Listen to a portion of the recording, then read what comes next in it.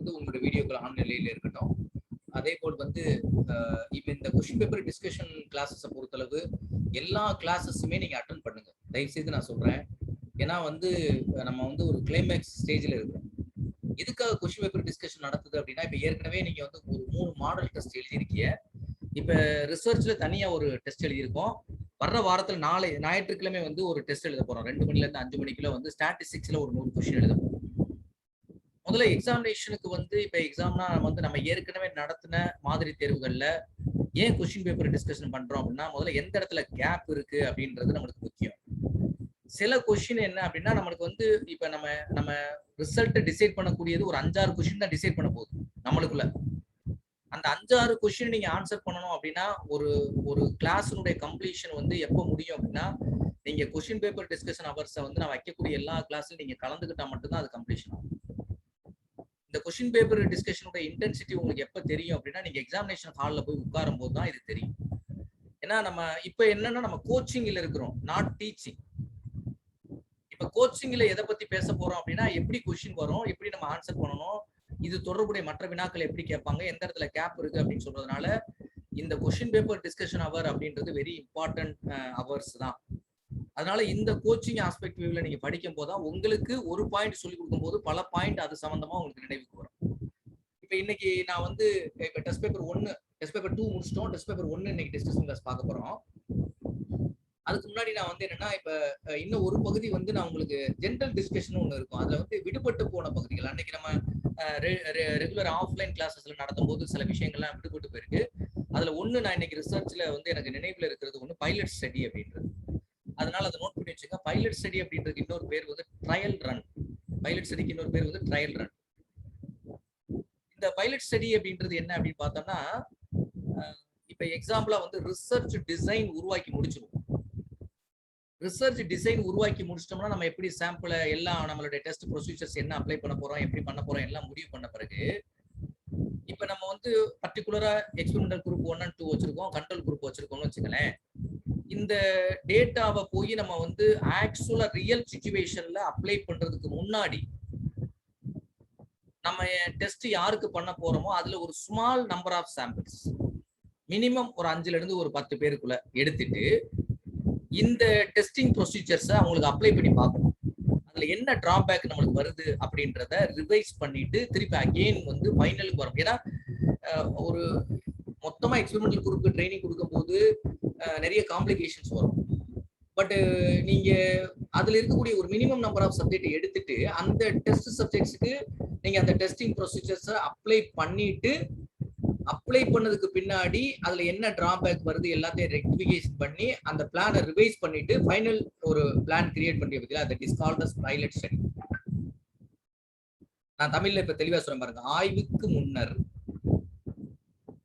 ஆய்வு யாருக்கு ட்ரைனிங் கொடுக்க போறோமோ அந்த பயிற்சி கொடுக்கக்கூடியவர்களுக்கு முழுமையாக அவர்களுக்கு கொடுக்காமல் ஒரு குறிப்பிட்ட சப்ஜெக்ட்ஸை மட்டும் செலக்ட் பண்ணி அவங்களுக்கு மட்டும் ஒரு ஸ்மால் நம்பர் ஆஃப் சாம்பிள் வச்சு அந்த டெஸ்ட் அப்ளை பண்ணி பார்க்கும்போது அந்த அப்ளிகேஷன்ஸ்ல நம்ம என்ன டிராபேக்ஸ் வருது அப்படின்றத கண்டுபிடிச்சு அதை ரெக்டிஃபிகேஷன் பண்ணிட்டு திருப்பி ஒரு ஃபைனல் உருவாக்குறோம் பத்தியில, அதுதான் பைலட் ஸ்டடி.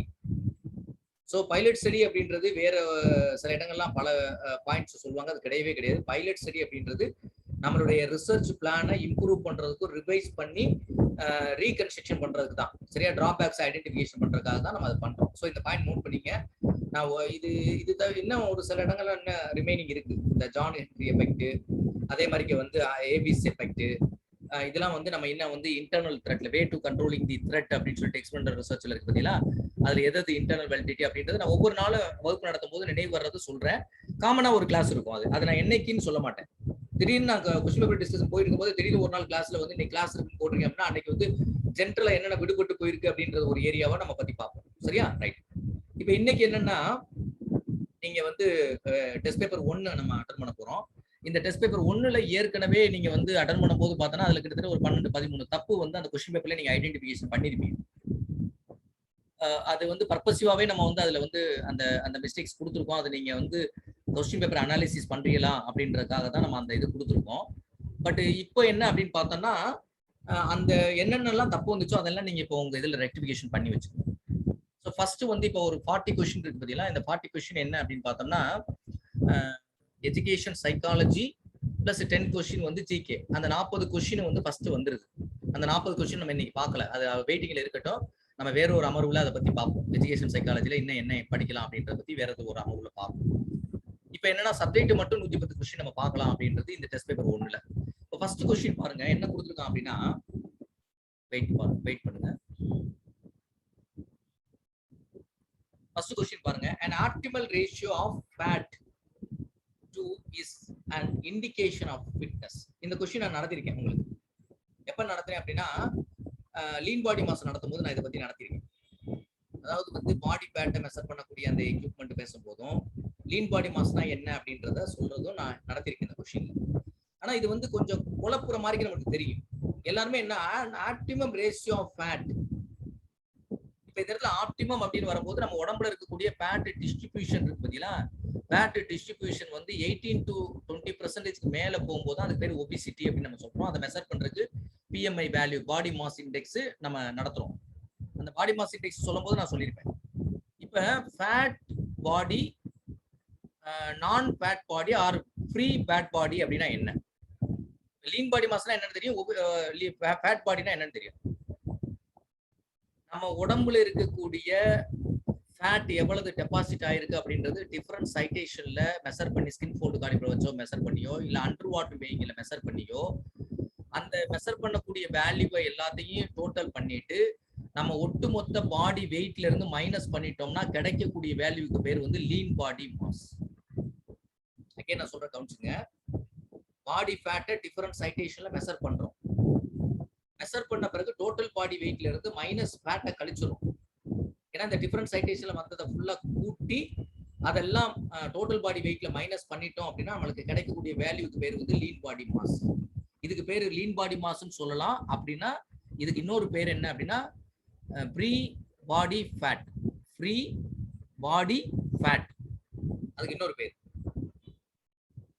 இப்ப இந்த இடத்துல என்ன சொல்லியிருக்காங்க கொஸ்டின் நல்லா கவனிங்க. இது நடத்துனதான் an optimal ratio of fat. நம்ம உடம்புல இருக்கக்கூடிய ஆப்டிமம் ரேஷியோ ஆஃப் ஃபேட். ஆப்டிமமா என்ன இருக்கணுமோ அந்த ஃபேட் இருக்கணும். அது கண்டிப்பா இருந்தே ஆகும். அப்ப இந்த வேர்டு எதை இண்டிகேட் பண்ணுது அப்படின்னு பார்த்தோம்னா is an indication of the fitness. அதுக்கு என்ன அப்படின்னு பார்த்தோம்னா நம்மளுடைய பாடி லீன் பாடி மாஸ் அப்படின்றது நம்மளுடைய ஃபிட்னஸ் இண்டிகேட் பண்ணக்கூடிய ஒரு அளவுக்கு. அப்ப ஆப்டிமம் லெவல்ல ஃபேட் டெபாசிட் ஆயிருக்கு அப்படின்னா அதுக்கு பேர் என்ன அப்படின்னா இங்க கொடுக்கப்பட்டதுல lean body mass is correct answer. Answer D is correct answer. So answer D is correct answer. Okay, next. Holding and restraining an object is an example for. இப்ப இது வந்து என்ன அப்படின்னா வெயிட் ட்ரைனிங் நடத்தும் போது நம்ம ஸ்ட்ரென்த் ட்ரைனிங் கொடுக்கும் போது என்ன சொன்னோம் அப்படின்னா ஸ்ட்ரென்த் அப்படின்றது என்ன சொன்னோம், acting against the resistance or object. தடையை எதிர்த்து நம்ம செயல்படணும். அந்த தடையை எதிர்த்து செயல்படக்கூடியது சிங்கிள் எஃபோர்ட்ல இருந்து மேக்சிமம் வெயிட் இருந்தா அதுக்கு பேர் வந்து மேக்சிமம் ஸ்ட்ரென்த். வெயிட் கம்மியா இருந்து மேக்சிமம் ரெபிடேஷன்ஸ் இருக்கு அப்படின்னா அதுக்கு பேர் என்டியூரன்ஸ் அப்படின்னு நம்ம சொல்லிடுவோம். ஸ்ட்ரென்த் என்டியூரன்ஸ் சொல்லிடுவோம். அப்ப இந்த இடத்துல ஹோல்டிங் அப்படின்னா ஏதோ ஒரு ஹோல்டிங்னா ஒரு ஆப்ஜெக்ட் நம்மகிட்ட இருக்குது. ஒரு ஆப்ஜெக்ட் நம்ம ஹோல்ட் பண்ணியிருக்கோம். ரிஸ்ட்ரைனிங் நம்ம அதை வந்து ஹோல்ட் பண்ணி வச்சிருக்கோம். அப்ப இது எக்ஸாம்பிள் என்ன, அவதான் வெயிட்டை தான் சொல்ல வருது. இந்த இடத்துல வந்து அந்த ரெசிஸ்டன்ஸ்ன்ற வார்த்தைக்கு பதிலா என்ன யூஸ் பண்றான், ஹோல்டிங் ஆப்ஜெக்ட்னு யூஸ் பண்றோம். அப்ப கீழே கொடுக்கப்பட்டதுல எதுல நம்ம ஆப்ஜெக்ட் யூஸ் பண்ணுவோம், பவர்ல யூஸ் பண்ண மாட்டோம், பேலன்ஸ்ல யூஸ் பண்ண மாட்டோம், ஸ்ட்ரென்த்ல மட்டும் தான் யூஸ் பண்ணுவோம். சோ இது என்ன அவன்கிட்ட நம்ம கேட்க வர்றான்னா வெயிட் ட்ரைனிங்கான எக்ஸாம்பிள் தான். நீங்க ஒரு வெயிட்டை ஹோல்ட் பண்ணி ஒரு ஆப்ஜெக்ட்டை ஹோல்ட் பண்ணிருக்கீங்க அப்படின்னா உங்களுக்கு எதிராக தடை செயல்படுது, ரெசிஸ்டன்ஸ் தடைப்படுது. இப்படித்தான் கொஸ்டின். நீங்க வந்து இன்னும் 110 கொஸ்டின் நான் சொல்றேன்ல, நான் நடத்தின விட்டு பேசின விட்டு ஒரு கொஸ்டின் கூட வெளில வராது ஆண்டுகளை தவிர. நீங்க இப்ப இதே கொஸ்டின் வந்து ஆன்சர் பண்ணும்போது என்னடா இது நடத்தாத மாதிரி தெரியும். லீன் பாடி மாஸ் நடத்திருக்கோம், இந்த கொஸ்டின் நடத்திருக்கோம் நம்ம. அப்ப இதுக்கு ஆன்சர் வந்து அப்படின்னு பார்த்தோம்னா ஸ்ட்ரென்த். நீங்க முதல்ல அந்த கீவேர்டை அனலைஸ் பண்ணுங்க first. Next point 43. Thus refers to the organic capacity of an individual to perform a normal task for daily living without unique fatigue. அதாவது இது வந்து ஆக்சுவலா எதனுடைய டெஃபினிஷன் அப்படின்னு பார்த்தோம்னா பிசிக்கல் ஃபிட்னஸ்னுடைய டெஃபினிஷன். மோட்டார் ஃபிட்னஸ்க்கு ஒரு டெஃபினிஷன் நான் சொன்னேன், இது கண்டிப்பா படிச்சுக்கோங்க. பிசிக்கல் ஃபிட்னஸ்க்கு ஒரு டெஃபினிஷன் சொன்னேன். அதே மாதிரி இன்னொரு 3 டெஃபினிஷன் அந்த இடத்துல உங்களுக்கு நடத்தும் போது பத்தி பேசுனேன். அந்த மூணு டெஃபினிஷன்ல இந்த இடத்துல சொல்றேன்னா டெய்லி டாஸ்க். டெய்லி என்னுடைய டே டு டே லைஃப்ல நான் எந்த செயலையும் செய்யும் போது எனக்கு டயர்டு இல்லாம நான் வேலை செய்யணும். களைப்பு, டயர்டுனா களைப்பு, டயர்ட்னஸ் இல்லாம நான் டெய்லி ஒரு வேலையை செய்யறதுன்னா அதுக்கு பேர் எனக்கு ஃபிட்னஸ் தான், பிசிக்கல் ஃபிட்னஸ் தான் எனக்கு. ஏன்னா இந்த இடத்துல என்ன நார்மல் டாஸ்க் ஃபிக்ஸ் பண்ணிடுறான். இது மென்டல் டாஸ்க் பத்தி பேச வரல, பிசிக்கல் டாஸ்க். ஏன்னா டெய்லி செய்யக்கூடிய வேலையில நான் டயர்டு இல்லாம எல்லா வேலையும் செய்யணுங்க. என்னுடைய கெப்பாசிட்டி கீழே கொடுக்கப்பட்ட பாயிண்ட்ல என்ன அப்படின்னு பார்த்தா மென்டல் ஆஸ்பெக்ட் இதுல இல்ல, அதனால அதை எடுக்க மாட்டோம் நம்ம. ஏன்னா இந்த இடத்துல எந்த இடத்துலயும் மைண்டை பத்தி பேசலாம், ஒர்க்கை பத்தி தான் பேசலாம். அடுத்து வெல்னஸ். வெல்னஸ் அப்படின்றது வந்து என்னன்னா வெல்னஸ் டெஃபினிஷன் இங்க வந்துருச்சு அப்படின்னா இது ஒன்லி பிசிக்கல் ஆஸ்பெக்ட் வியூல பேச மாட்டான்.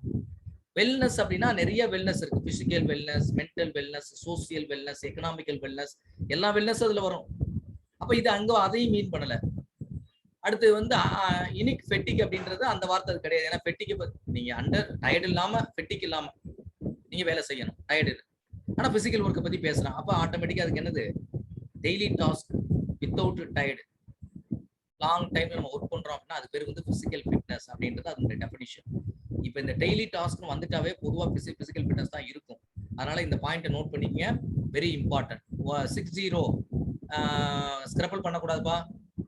ஸ்கிரப்பிள் உங்களை ஒன்றும் பண்ண சொல்லடா, இப்போ ரிமூவ் பண்ணிடுவேன். 60 60 தான் ஸ்கிரப்பிள் பண்றீங்க.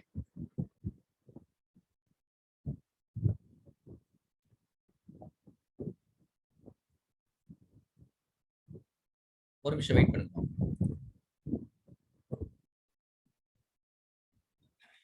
நெக்ஸ்ட் பார்த்தோம் அப்படின்னா நம்பர்ல வராம யார் வந்தாங்கன்னா உள்ள அலோவ் பண்ண வேணாப்பா.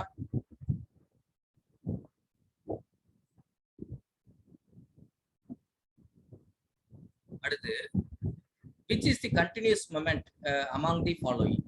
கீழே கொடுக்கப்படுறதுல எது வந்து எல்லாமே மோட்டார் ஆக்ஷனை பத்தி தான் பேசுது. த்ரோ மோட்டார் ஆக்ஷன் தான், எல்லாமே மோட்டார் ஆக்ஷன் தான். இப்போ நீங்க ஆன்சர் எடுக்கும்போது இப்போ ஸ்ட்ரைக்கிங் ஏ மேட்ச், ஒரு ஒரு ஒரு மேட்ச்ல வந்து ஃபுட்பால் பிளேயர் வந்து பாலை ஸ்ட்ரைக் பண்றாரு, அப்படி இல்லைன்னா கிரிக்கெட்ல வந்து மேட்ச்ல ஆடுறாரு அப்படின்னா இந்த மூமெண்ட் கண்டினியூ மூமெண்ட் இல்லை. ஒரு இது பண்ண உடனே அப்புறம் பால் வெளியில போகும், மறுபடியும் ஒரு வெயிட் பண்ணுவார், அப்புறம் திருப்பி பால் வந்த பிறகு மறுபடியும் ஒரு இது பண்ணுவார். அப்ப பிரேக் கிடைச்சிக்கிட்டே இருக்கும். இப்ப பிளிங்கிங் ஆன் ஐ அப்படின்றது இந்த இடத்துல நம்ம எடுக்க முடியாது. ஏன் பிளிங்கிங் ஆன் ஐ எடுக்க முடியாது? கண்ணு வந்து எப்பவுமே ஸ்டாப் கிடையாது, கண்டினியூ மூமெண்ட். நம்ம அவன் அது கேட்கல, மூமெண்ட் தான் கேட்கணும். மூமெண்ட் அப்படின்றது ஐ மூமெண்ட் தான். ஆனா ஐ வந்து உடம்புல இருக்கக்கூடிய ஒரு பார்ட், அது மூமெண்ட் ஆகுது. நான் செய்ய கீழே கொடுக்கப்பட்ட மற்ற 3 செயல் எதோட தொடர்பு இருக்கு? ஸ்விம்மிங், த்ரோயிங், மேட்ச் இது பண்ற மூணுமே பிசிக்கல் ஆக்டிவிட்டியோட தொடர்பு இருக்குது. எந்த கொஸ்டினுமே நீங்க ஆன்சர் பார்க்கும்போது பிசிக்கல் ஆக்டிவிட்டியோட தொடர்பு வச்சுப்பாங்க. சோ இதுல 3 மூவ்மெண்ட் பார்த்தோன்னா, இப்ப நீங்க ஸ்விம்மிங் மூவ்மெண்ட் இருக்கு அப்படின்னு வச்சுக்கோங்க, அந்த ஈவெண்ட் கண்டினியூ மூவ்மெண்ட். எந்த ஈவெண்ட்டுமே இப்ப த்ரோயர் இருக்கா அப்படின்னா ஒரு த்ரோ பண்ணிட்டு ரெஸ்ட் கிடைக்கும், அடுத்த த்ரோக்கு போகும். அப்ப இந்த இடத்துல இப்படித்தான் நீங்க பார்க்கணும். நான் இந்த கொஸ்டினுக்காக நான் சொல்ல வரலப்பா. நீங்க எந்த கொஸ்டினாலும் கொஸ்டின் அனலைசிஸ் பண்ணணும். அந்த மென்டாலிட்டி உங்களுக்கு வர்றதுக்காக தான் இவ்வளவு டைம் நான் திரும்ப சொல்றேன். அடுத்த point, does help to predict a sportsman behavior and performance. Sportsman behaviour and பர்ஃபார்மன்ஸை வந்து நீங்க எப்படி மெஷர் பண்ணுவீங்க அப்படின்னு பார்த்தோன்னா, ஸ்போர்ட்ஸ்மேனுடைய பிஹேவியர் அப்படின்னாவே அது என்னதுடைய டெஃபினிஷன் கேட்டிருக்காங்க. Sports psychology. சைக்காலஜினா என்ன சொல்லியிருக்கேன்? Study about the behaviour. Sports psychology அப்படின்றது ஸ்போர்ட்ஸ்மேனுடைய பிஹேவியர். அனிமல் சைக்காலஜி அனிமலுடைய பிஹேவியர். கிளினிக்கல் சைக்காலஜி பேஷனுடைய பிஹேவியர். பிளான்ட் சைக்காலஜி தாவரங்களுடைய நடத்தை. அப்ப இந்த இடத்துல என்ன, டாஸ் ஹெல்ப்ஸ் ப்ரிடிக்ட். ப்ரிடிக்ட்னா முன்கூட்டியே ஒரு ஸ்போர்ட்ஸ்மேனுடைய பிஹேவியர் இப்படித்தான், அவனுடைய பிஹேவியர் இருக்கு, இப்படித்தான் அவனுடைய பெர்ஃபார்மன்ஸ் இருக்கு, நம்ம முன்கூட்டியே எதை வச்சு தீர்மானிக்க முடியும் அப்படின்னா, அவன் வந்து நீங்க வந்து உங்களுடைய பயிற்சி நேரங்கள்ல உங்கள்கிட்ட எப்படி அவனுடைய ஆட்டிடியூட் இருக்கு, அவனுடைய சைக்காலஜி வச்சுதான் நம்ம ப்ரிடிக்ட் பண்ண முடியும். சில பையன் வந்து கரெக்டா வருவான், கரெக்டான நேரத்துல கிளாஸ் வருவான், கரெக்டா ரெஸ்பான்ஸ் பண்ணுவான், ஒபே பண்ணுவான். அப்ப இவனுடைய பெர்ஃபார்மன்ஸ் நல்லா இருக்கும், நம்ம ப்ரிடிக்ட் பண்ண முடியும். ஸோ அதுக்கு என்னன்னா ஸ்போர்ட்ஸ் சைக்காலஜி. நெக்ஸ்ட் பிஹேவியர் அப்படின்னு வந்துட்டாவே அது எதை குறிக்குதுன்னா சைக்காலஜி தான் குறிக்கும். அதனால நீங்க லேர்னிங்கையோ பர்ஃபார்மன்ஸையோ எதையும் எடுத்து பார்க்கவே வேண்டியதில்லை. சரியா? Right. In statistics observe the data from a sample are used as the basis for generalizing the total population from which the sample was drawn. நான் ஏற்கனவே சொல்லிட்டேன், ஒரு அதிகமான போன உங்களுடைய ஆஃப்லைன் கிளாஸ்ல சொல்லும்போது சொன்னேன். அதாவது வந்து அதிகமான சாம்பிள் ஒரு இடத்துல இருக்கு, 1000 பேர் 2000 பேர் இருக்காங்க அப்படின்னா அந்த 1000 பேர் 2000 பேருக்கும் நம்ம எல்லாத்துக்குமே டேட்டா எடுக்க முடியாது. அந்த அந்த மாதிரி டேட்டா எடுக்க பாசிபிலிட்டிஸ் இல்லாத ஒரு சூழல் வரும்போது அந்த 1000 பேத்துல இருந்து ஒரு செலக்டிவா ஒரு ஒரு குறிப்பிட்ட நபரை எடுத்து அவங்களுக்கு அந்த டெஸ்ட் என்ன எடுக்கணும்னு நினைக்கிறோமோ அதை எடுத்துட்டு அந்த ரிசல்ட்டை அந்த 1000 பேத்துக்கு நம்ம அப்ளை பண்றோம். That is called as inferential statistics. If it is not possible to collect the data in the total population, you have to select a particular sample and find the result. Then you have to apply the result to total population. That is called as inferential statistics. Okay, next, a perfect dash would be a straight diagonal line 45-degree angle from the upper left corner of the graph to the lower left corner. இப்ப நல்லா கவனிங்க, skewness correlation இருக்குதுல, correlation நடத்தும் போது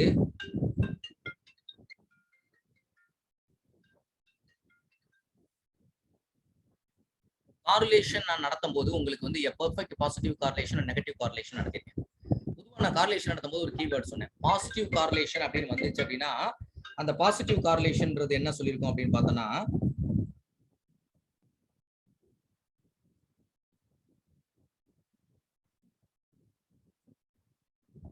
positive correlation அப்படின்றது நம்ம என்ன சொல்லியிருக்கோம் அப்படின்னு பார்த்தோம்னா, எப்போதுமே வந்து இந்த ஸ்கியூனஸ் பாசிட்டிவ் காரிலேஷன் அப்படின்றது ரைட் சைடு அப்படின்றது சொல்லியிருக்கோம், லெஃப்ட் சைடுன்றது நெகட்டிவ் காரிலேஷன் சொல்லியிருக்கோம். இப்போ இந்த வேர்டு உங்களை கன்ஃபியூஸ் பண்றதுக்காக தான் இந்த வேர்டு சேர்க்கிறான். எது சொல்றான், a perfect straight diagonal line 45-degree angle from the upper left அப்படின்னு கொடுக்குறான், அப்பர் லெஃப்ட் கார்னர் அப்படின்னு. இப்போ இந்த வரைக்கும் கொடுக்கறது உங்களை கன்ஃபியூஸ் பண்றதுக்காக கொடுக்குறான். அவன் என்ன சொல்லிட்டான், இந்த 45-degree ஆங்கிள் எங்க சொல்றான், அப்பர் லெஃப்ட் கார்னருக்கு போயிருச்சு, திருப்பி வந்து அந்த கிராஃப் வந்து லெஃப்ட் கார்னர் ரைட் கார்னர்ல வந்து லோயர் ஆகுது அப்படின்னு சொல்றான். அப்ப ஆட்டோமேட்டிக்கா அது என்னது, பாசிட்டிவா நெகட்டிவா, லெஃப்ட் வந்துருச்சு ஆட்டோமேட்டிக்கா, அது நெகட்டிவ் தான். சென்டென்ஸ்ல சில சென்டென்ஸை வந்து கூடுதலா கொடுக்கும்போது உங்களை கன்ஃபியூஸ் பண்றதுக்காக கொடுப்பாங்க. அந்த லைனை நீங்க எடுக்காதீங்க, அந்த லைன் வந்து எடுக்க கூடாது.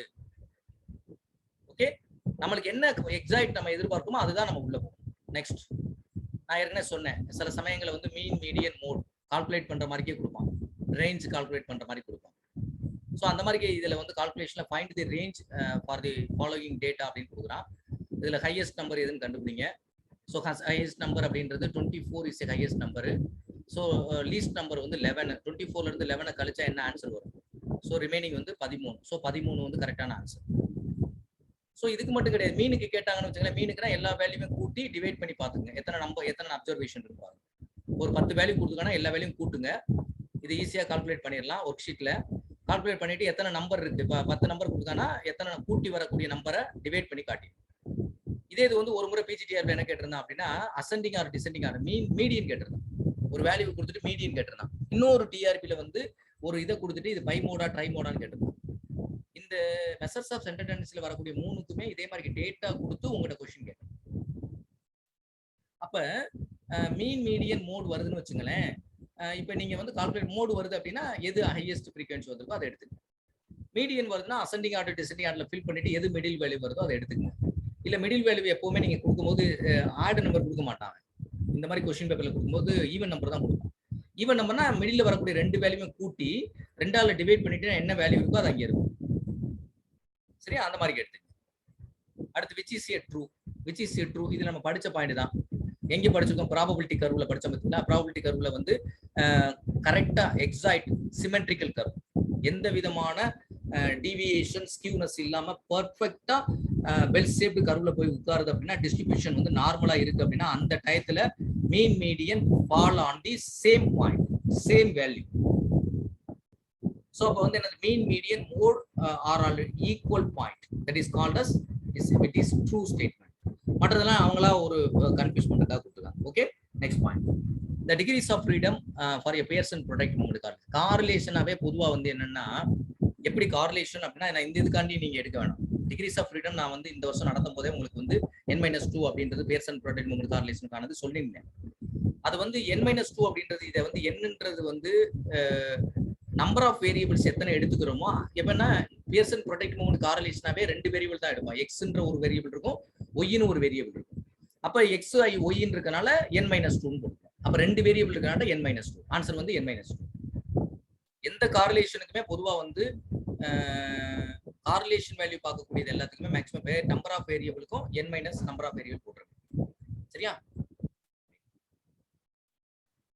there are many experimental situation in which it's not possible for the experiment to assign this subject randomly to the group in such a situation. இந்த வட்டம் நீங்க ஆஃப்லைன் கிளாஸ்க்கு வரும்போது நான் சொன்னேன் PC experimental design. PC experimental design அப்படின்றது cause and effect பார்க்கக்கூடியது. ஆனா அப்படி காஸ் அண்ட் எஃபெக்ட் பார்க்கக்கூடியதுல அந்த சாம்பிளை வந்து நம்ம ரேண்டம் சாம்பிள செலக்ட் பண்ண மாட்டோம் அப்படின்னு நான் சொன்னேன். இந்த ஆஃப்லைன் கிளாஸ் வந்தவங்க எல்லாத்துக்குமே தெரியும் பிசி எக்ஸ்பெரிமெண்டல் டிசைனை பத்தி நான் நடத்திருக்கேன். ஸோ அப்போ வந்து இதுல என்ன அப்படின்னா பிசி எக்ஸ்பெரிமெண்டல் டிசைனா காஸ் அண்ட் எஃபெக்ட் பார்க்கக்கூடிய ரிசர்ச் தான். பட் நீங்க சப்ஜெக்ட் செலக்ஷன் பண்ணும்போது அங்கே ரேண்டமா சப்ஜெக்டை செலக்ட் பண்ண மாட்டேன். ரேண்டம் கூடிய கண்டிஷன் 3 கண்டிஷன். சடனா இருக்கணும், நாட் ப்ரீ டிட்டர்மைண்டா இருக்கணும், எல்லாத்துக்கும் ஈக்குவல் சான்சஸ் கொடுக்கணும். இந்த 3 கண்டிஷனுக்கு ரேண்டம்க்கு அர்த்தம். சரியா? அப்ப PC experimental design is correct answer. அடுத்து experimental research examine. Experimental research examine the test on effective relationship. Experimental ரிசர்ச்னாவே காஸ் அண்ட் எஃபெக்ட் ரிலேஷன்ஷிப் தான். சரியா? அங்க வந்து எஃபெக்ட் கொடுத்துட்டான், அப்ப காசை நம்ம கேட்கறான், ஆட்டோமேட்டிக் காஸ் அண்ட் எஃபெக்ட். இதுல அனாலிசிஸ் பண்ண வேண்டியது இல்லை. The basic factors in case of experimental methods is control over the dash of the study and manipulation of the independent variable and its effect. சரியா? இப்ப எல்லாருமே நீங்க என்ன நினைப்பீங்க அப்படின்னா இந்த இடத்துல வந்து நம்ம வந்து basic factor of in case of experimental method is control over the subject is a correct answer. நீங்க எல்லாமே ட்ரைனிங் எடுக்க கூடாது. இந்த இடத்துல அவன் என்ன கேட்கல அப்படின்னா இண்டிபெண்டன்ட் வேரியபிள் எப்படி ஒரு இது மேல எஃபெக்ட் ஏற்படுத்துது அப்படின்னு கேட்கல. And its effect, independent variable and its effect. So of the study manipulation of independent.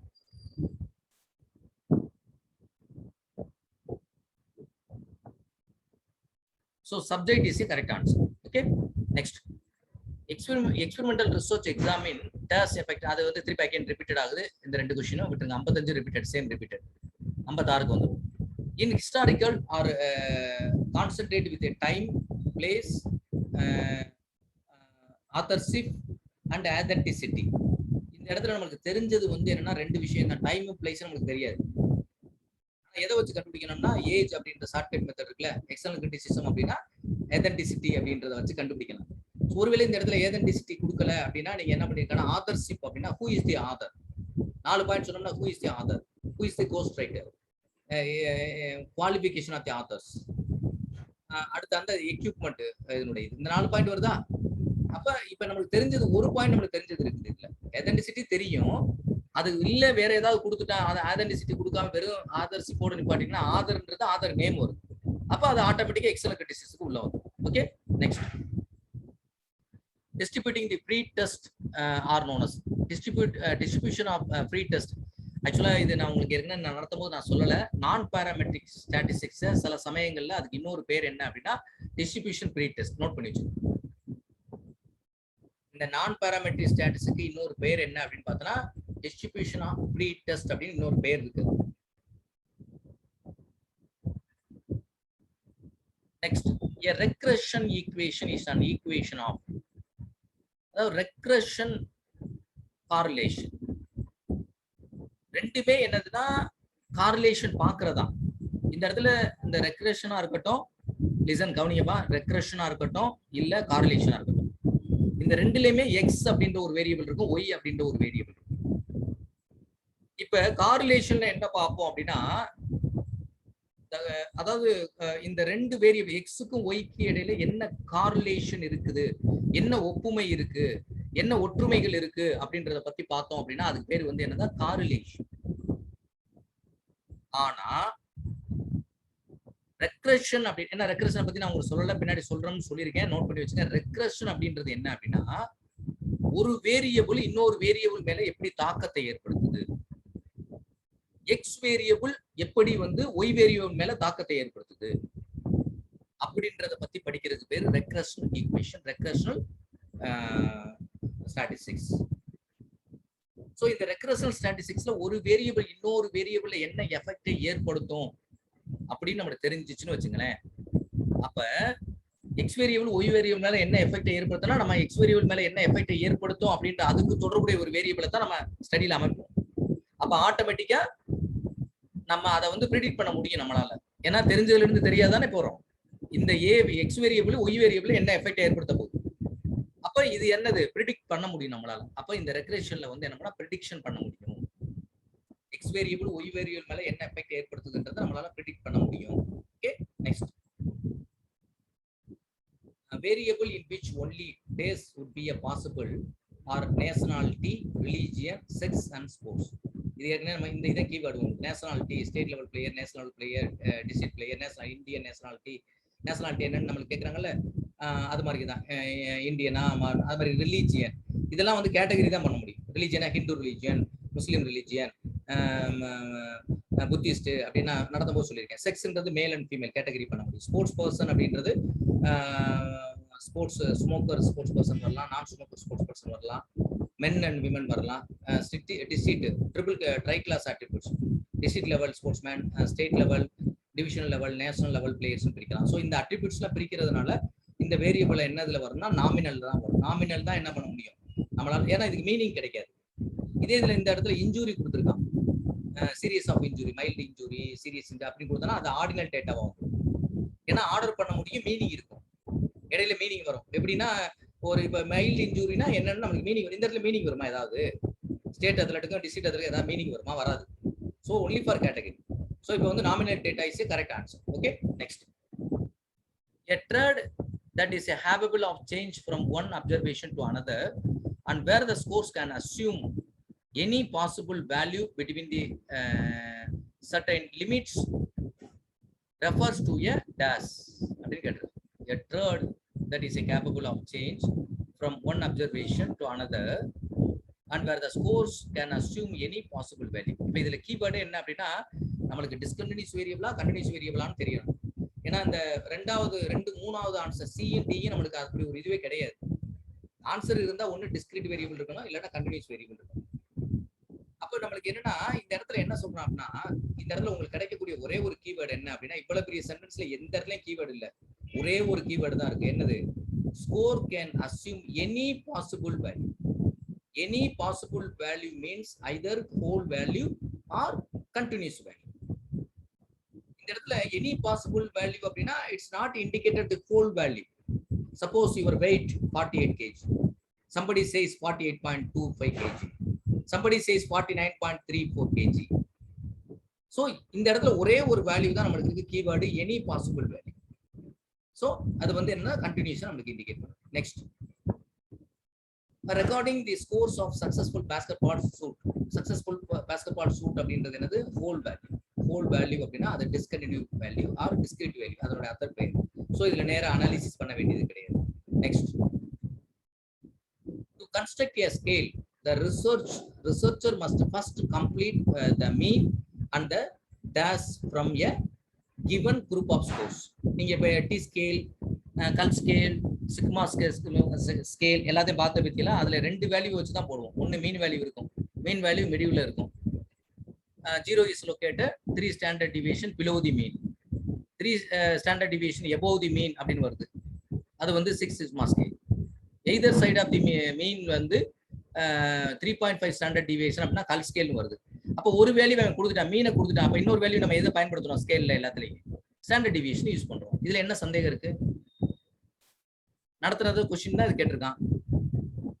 So ஸ்கேல்ல எல்லாமே 2 வேல்யூ தான் கொடுத்துருக்கோம். ஒரு வேல்யூ மீன் வேல்யூல இருந்து ஸ்டாண்டர்ட் டிவியேஷன் எவ்வளவு போய் 0 லொகேட் ஆகுது, எவ்வளவு ஸ்டாண்டர்ட் டிவியேஷன் மேல போய் 100 லொகேட் ஆகுது அப்படின்னு தானே கொஸ்டின் கேட்டிருக்கான். இப்போ இந்த இடத்துல ஸ்டாண்டர்ட் டிவியேஷன் கொடுத்தா மீன் ஆன்சர் பண்ணுறோம்.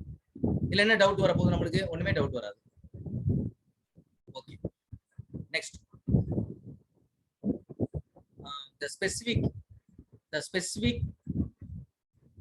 and competitive exercise dominate in.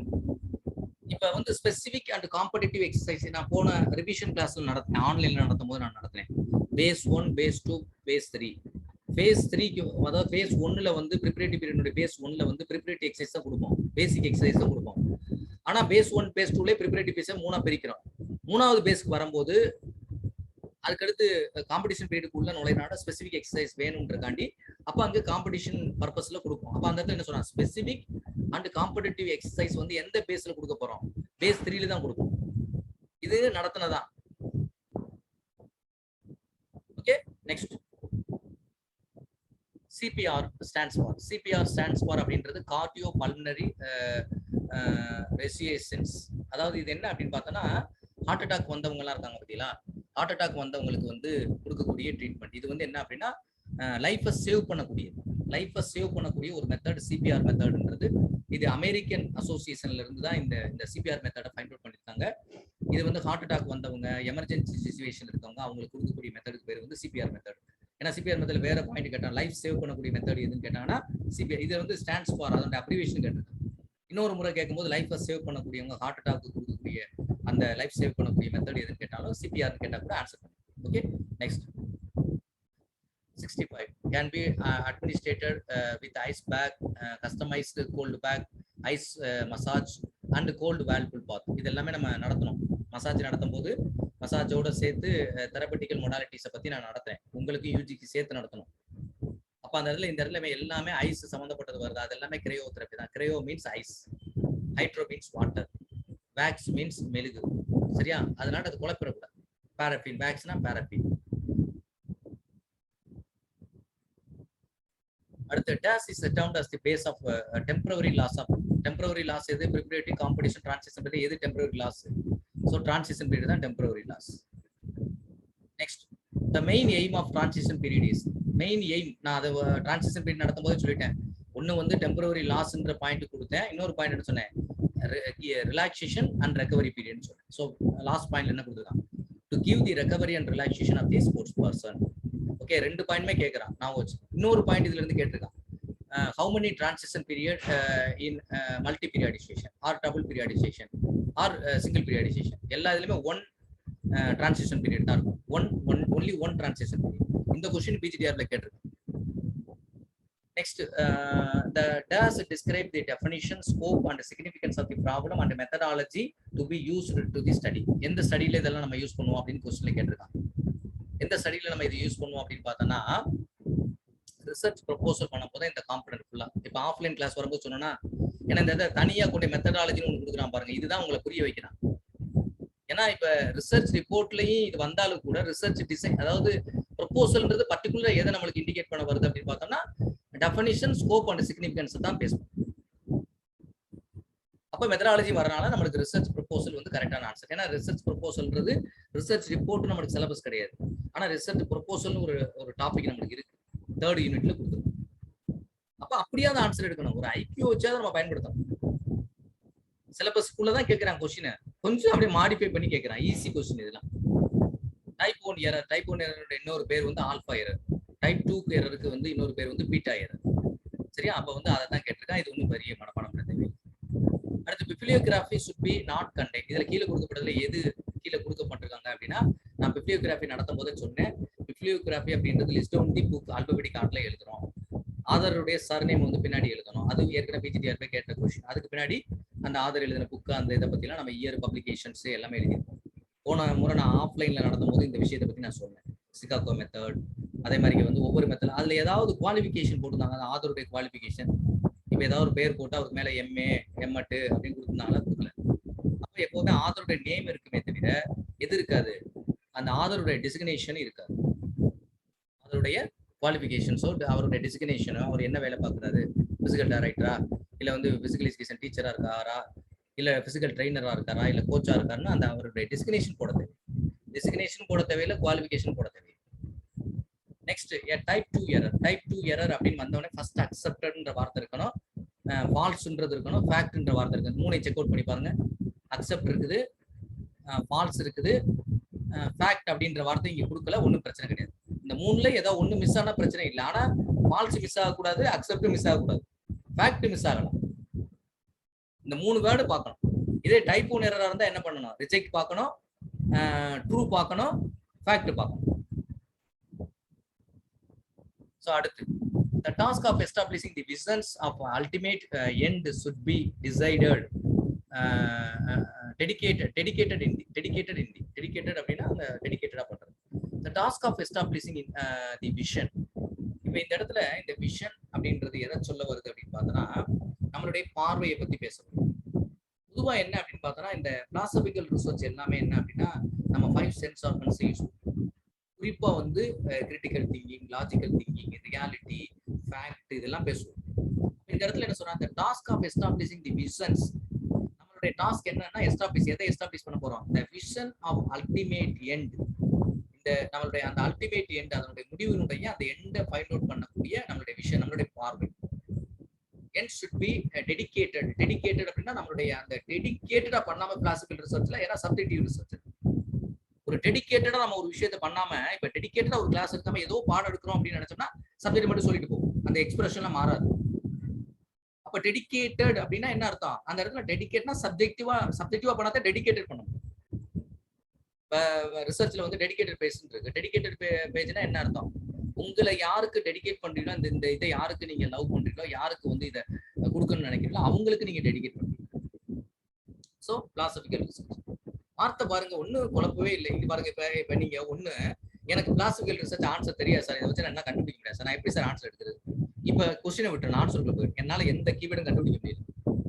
இப்ப நான் எனக்கு என்ன ஆன்சர் போகணும், போய் பார்க்கணும். மூணுமே ரிசர்ச் கொடுக்குறான், ஒண்ணு மட்டும் லிட்ரேச்சர் ஸ்டடி கொடுக்குறான். லிட்ரேச்சர் ஸ்டடி இங்க வராது, ஏன்னா நம்மளுக்கு மூணுமே ஸ்டடின்னு கொடுக்கறனால ஸ்டடின்னு கொடுக்கலாம், இல்ல ரிசர்ச்னு கொடுக்கலாம். ஹிஸ்டாரிக்கல் ரிசர்ச் அப்படின்றது என்ன அப்படின்னு பார்த்தோன்னா, ஒண்ணு பாஸ்ட்ன்ற வார்த்தை இங்க மேல வந்திருக்கணும், இல்ல ஆல்ரெடி அக்கர்ன்ற வார்த்தை வந்திருக்கணும், இல்லைன்னா ஓல்டு டேட்டான்னு வந்திருக்கணும். எதுவுமே இங்க இல்ல, அப்ப அது கிடையாது. சரி, டிஸ்கிரிப்டிவ் ரிசர்ச் அப்படின்னா என்ன சொல்லிருக்கோம்? பிரசன்ட் ஸ்டேட்டஸ், கரண்ட் ஸ்டேட்டஸ் அப்படின்னு பார்த்துருக்கோம். அதுல ஏதாவது வருதான்னு பார்க்க, அதை பத்தி எதுவும் பேசலாம். விஷன் அப்படின்னு நம்மளுடைய திங்கிங்கை பத்தி பேச போறோம். என்னுடைய பார்வை எப்படி இருக்கு, என்னுடைய எண்ண ஓட்டத்தை என்னுடைய பார்வையில நான் செலுத்துறேன். அப்ப இந்த இடத்துல நீங்க ஆட்டோமேட்டிக்கா பிலாசபிக்கல் ரிசர்ச் எடுத்துடலாமே. இதுல என்ன கீவேர்டு கண்டுபிடிக்க நான் நடத்தலேனே வச்சுங்களேன், இந்த இடத்த நடத்துனதான் நம்ம புரியுறதுல. இப்ப ஆன்சர்ல இருந்து விடைக்கு போறோம், நம்ம என்ன ஆன்சர் எடுக்க போறோம். அடுத்து action research is a self evaluative and continuous process. சரி, இதுக்கு வந்து என்ன அப்படின்னா, இந்த செல்ஃப் எவாலுவேட்டிவ் மட்டும் கிடையாது. இந்த விட ஆஃப்லைன் கிளாஸ் வந்தவங்களுக்கு தெரியும், அப்ளைட் ரிசர்ச்சினுடைய 3 வடிவம் நம்ம பார்த்தோம். அந்த 3 வடிவத்துல ஆக்ஷன் ரிசர்ச் ஒரு வடிவம். ஆஃப்லைன் கிளாஸஸ் வந்தவங்க எல்லாத்துக்குமே தெரியும். இப்ப அதுல இது மட்டும் இல்ல, இன்னும் சில ப்ராசஸ் அதுக்கு இருக்கு. ஒரு நிமிஷம் வெயிட் பண்ணுங்க.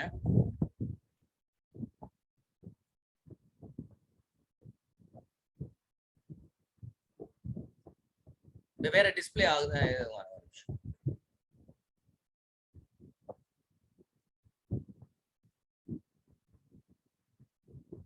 பாருங்க. இப்ப இந்த பாயிண்ட் நோட் பண்ணிக்கப்பா. இப்ப வந்து involves a self evaluation. Action ரிசர்ச்னா என்ன? Self evaluation. Peer monitoring. பியர்னா ஒரே மாதிரி, பியர் மானிட்டரிங். அதுக்கு பேர் வந்து கிரிட்டிக்கல் ஃப்ரெண்ட்ஸ். பியர் குரூப்னு சொல்லி படிச்சோம்ல அடலோரசன் பீரியட்ல, அது வந்து critical friends and institutional reviews. இது எல்லாமே எதுல இன்வால்வ் ஆகும் அப்படின்னா ஆக்ஷன் ரிசர்ச்ல இன்வால்வ் ஆகும். அடுத்த point, the focus on quality thus become a systematic. Action research எப்படி இருக்குமா? Systematic, structural and continuous. We consistently search for the forms a success of indicators. So அப்ப இந்த இடத்துல என்ன வருது? இந்த action research is a qualitative plus அதோட என்ன சொல்றோம்? become a systematic, structural and continuous. இப்ப continuous ஏற்கனவே கேட்டிருக்கான், இப்ப systematic, structural நீ வரும்போது கேட்கலாம். Okay, next.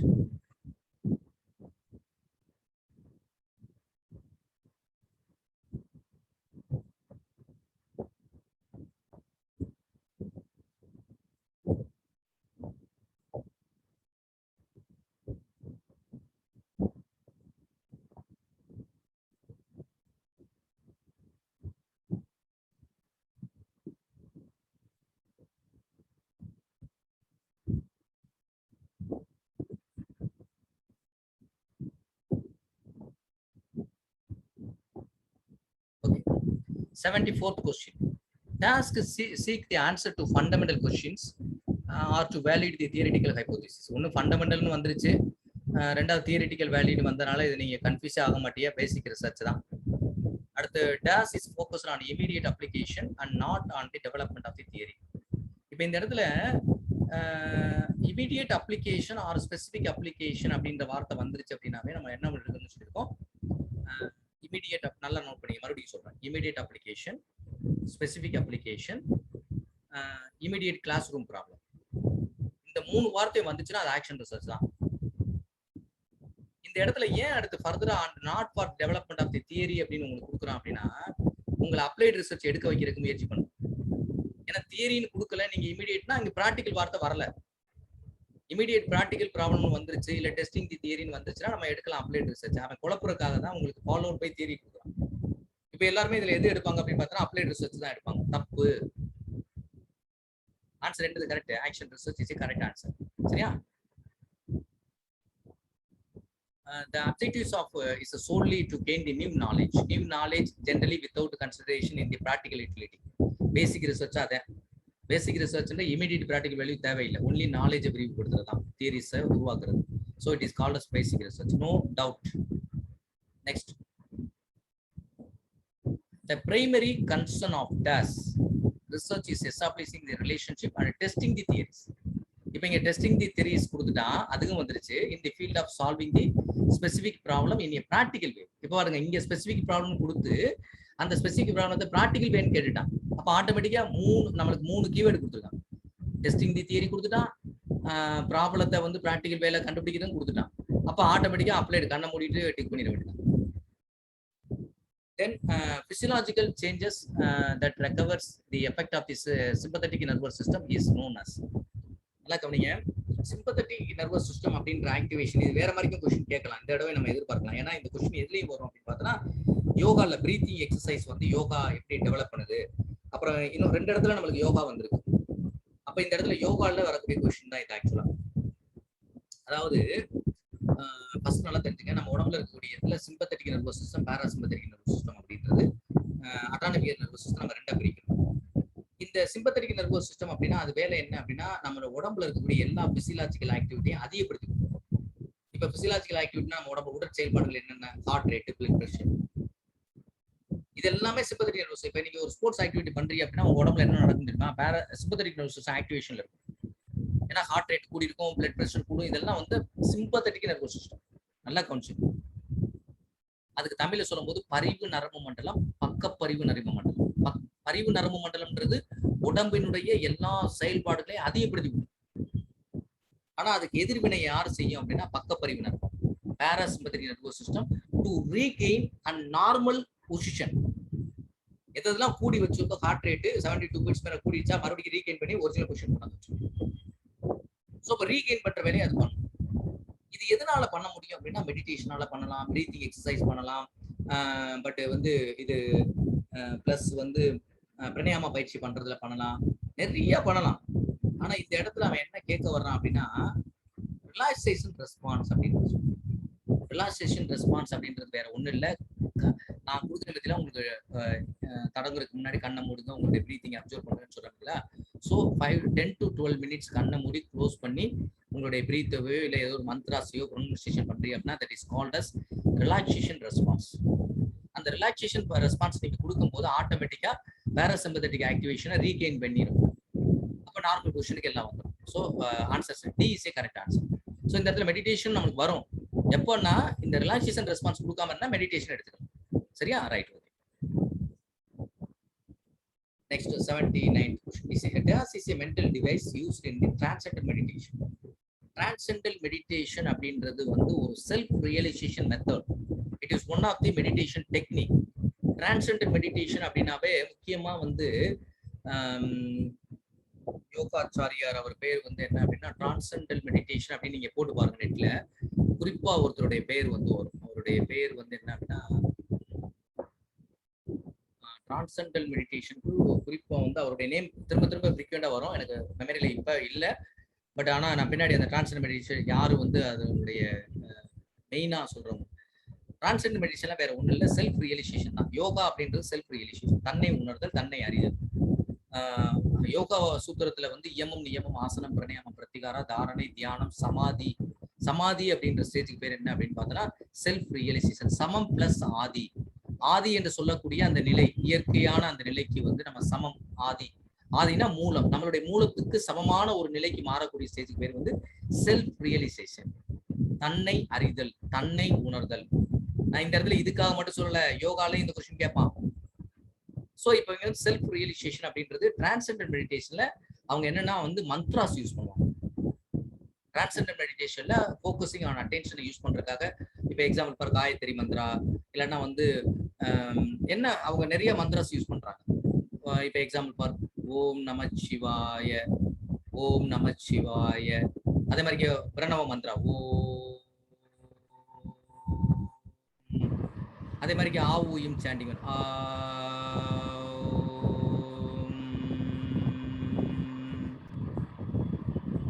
அதே மாதிரி ஓம் நமோ நாராயணாய நமக, ஓம் நமோ நாராயணாய நமக, ஓம். அது நிறைய பார்த்தோன்னா சக்தி மந்திராஸ், சக்தி வழிபாட்டில் நிறைய யூஸ் பண்ணாங்க. ஓம் கணபதியே நமக, ஓம் நமோ ஆதித்யாய புதாய சோமாய சுக்ராய மங்களாய குருவாய சனியுப்பச்ச ராகவே கேதுவே நமோ நமக்கிரக மந்திரம் சொல்லலாம். சனி பகவானுக்கு சொல்லும்போது சங்கடம் தீர்க்கும் சனி பகவானே மங்களம் பொங்கம் மன வைத்தருவாய் சச்சர வேண்டிய சாகாடி இச்சகவாழை இன்னெடுத்தா. இதெல்லாம் மந்த்ராஸ். ஒவ்வொரு தெய்வத்துக்கும் ஒரு மந்த்ராஸ் இருக்கு. இப்போ இதே இதுக்கு கிறிஸ்டியானிட்டியில் பண்ணும்போது ஆமீன் அப்படின்னு சொல்லுவாங்க. ஆமீன் is one of the mantras, Pranava mantra, அதுக்கு பேர் ஆமீன் அப்படின்னு சொல்லுவாங்க. ஸோ இதே மாதிரிக்கே வந்து இஸ்லாத்துலேயும் சில மந்த்ராஸ் யூஸ் பண்ணுறாங்க. ஸோ இதெல்லாம் என்ன அப்படின்னு பார்த்தோன்னா டிரான்செண்டல் மெடிடேஷன் ஸ்டேஜுக்கு போகும், செல்ஃப் ரியலைசேஷன் போகக்கூடியது, மந்த்ராஸ் யூஸ் பண்ணக்கூடியது. ஓகே, நெக்ஸ்ட் 78th பார்க்கும்போது does help a sports person to analyze and changes the positions of the body and its part in time and space. இப்போ நான் வந்து ரிவிஷன் கிளாஸ் நடத்தும் போது ட்ரைனிங் மெத்தடாலஜியில் கடைசி class நடத்தும் போது வந்து இந்த orientation ability, differentiation ability, reaction எபிலிட்டிலாம் நடத்துறேன் பார்த்தீங்களா. இந்த ஸ்பேஸ் அப்படின்றதுக்கும் நம்மளுடைய பாடி, அதாவது நான் அந்த ஸ்பேஸுக்கும் நம்மளுடைய பாடி பார்ட்டும் கரெக்டாக மூவ்மெண்ட் நடக்குது அப்படின்னாவே அதுக்கு பேர் என்ன சொல்லுவோம், ஓரியன்டேஷன் எபிலிட்டி. இந்த இடத்துல பாடி பார்ட்டும் வருது, ஸ்பேஸும் வருது. அப்ப அதுக்கு பேர் என்னது, அதுக்கு ஓரியன்டா நம்ம மூவ் ஆகுறது. இப்ப நடத்தும் போது சொல்லியிருக்கேன். A particular act task has to be completed after it has been initiated. இப்ப வந்து என்னாச்சு இந்த இடத்துல பாருங்க, ரியாக்ஷன் டைம், மூவ்மெண்ட் டைம், அடுத்து வந்து ரெஸ்பான்ஸ் டைம், மூணை பத்தி தான் பேச வரோம். இப்ப வந்து இனிஷியேட் ஆயிட்டு, கண் ஃபயர் ஆயிடுச்சு, ரியாக்ஷன் பண்ணிட்டான். ரியாக்ஷன் பண்ணிட்டாவே இனிஷியேட் ஆயிட்டான் அப்படின்னாவே அதுக்கு என்ன பேரு. So a particular act task, ஒரு பர்டிகுலர் டாஸ்க் நான் அதை பண்ண போறேன். எப்ப days is to be completed after it has been initiated. Initiated ஆனதுக்கு பின்னாடி வந்துச்சுன்னா அது பேர் என்னது, ஸோ மூவ்மெண்ட் டைம் தான். இப்போ இனிஷியேட் ஆனது வருது, இனிஷியேட் ஆகுது வரக்கூடிய ரியாக்ஷன் டைம், மூவ்மெண்ட் டைம் வர்றதுக்கு பேர் வந்து response time. So movement time அப்படின்றது என்ன அப்படின்னா, இனிஷியேட் ஆனதுல இருந்து அந்த மூவ்மெண்ட் எண்ட் ஆகுற வரைக்கும் இருக்கக்கூடிய பீரியட்ஸ்க்கு பேர் என்னது, மூவ்மெண்ட் டைம்.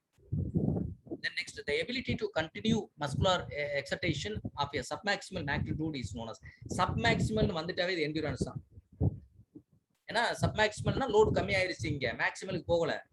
சப்மேக்சிமல்னா ரொம்ப குறைஞ்சிருச்சு, அப்ப லோடு குறைஞ்சிருச்சு, வெயிட் குறைஞ்சிருச்சு அப்படின்னா ரெபிடேஷன் அதிகமாயிருச்சுன்னு அர்த்தம். இங்க வந்து மஸ்குலர் என்டியூரன்ஸ் தான். இதெல்லாம் கன்ஃபியூஸ் பண்ணிக்கவே வேண்டியதில்லை. ஆன்சர்.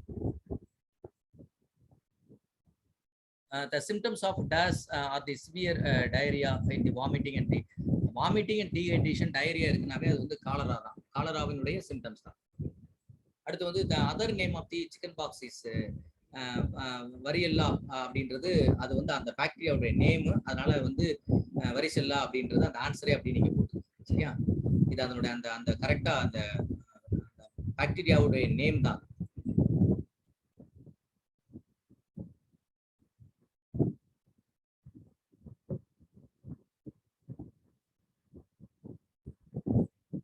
பாருங்க, வரிசெல்லா ஜோஸ்டர் வைரஸ் அப்படின்றது நோட் பண்ணி வச்சுக்கோங்க. இதே கொஸ்டின்லயும் கேட்போம், சிக்கன் பாக்ஸ் ஏற்படுத்தக்கூடிய அந்த வைரஸுடைய பேர் என்னன்னு கேட்டாங்கன்னா வரிசெல்லா ஜோஸ்டர் வைரஸ் அப்படின்றது ஃபுல்லா எழுதி வச்சு.